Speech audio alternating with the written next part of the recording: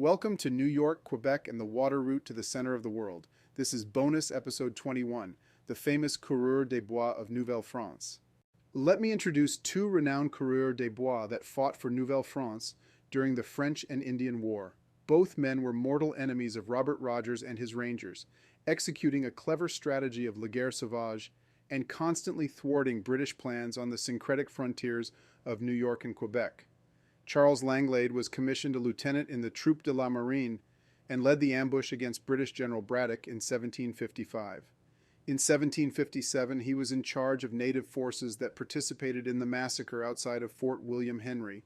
Rumor has it that he fired the deadly shot that felled General Wolfe outside the walls of Quebec in 1759. A brave French officer of superior renown, his career would appear to be at an end when New France was transferred to the British in 1763. Instead, we find Langlade first acting to diffuse tensions in Pontiac's War by returning captured British soldiers safely to Montreal from the Great Lakes tribes in rebellion. He then pops up as a captain under the command of British Indian Superintendent Sir William Johnson and joins Burgoyne's ill-fated Saratoga expedition in 1777. Finally, we find him fighting American forces under Anthony Wayne in 1794 in the Northwest Territory. Charles Langlade also has a prequel to his name in the form of the Battle of Pickawillany on June 21st, 1752.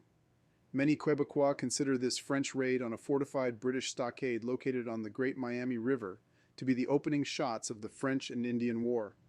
Langlade and other Métis troupes de la Marine were the vanguard of offensive French claims deep within the Ohio River Valley.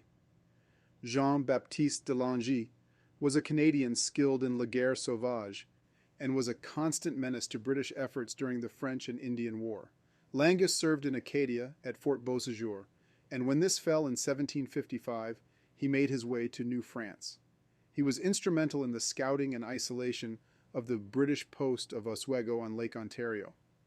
His efforts helped Montcalm's forces seize and destroy the position by the summer of 1756.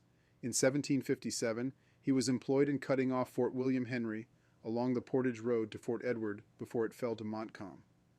In February of 1758, he successfully attacked foraging parties right outside the gates of Fort Edward. He attacked and almost destroyed Robert Rogers' March 1758 foray against Fort Carillon later in the spring. In the summer of 1758, he opposed the British landing party under General Howe, who was killed in the skirmish. He fought in the following French victory behind the abattis, but was wounded.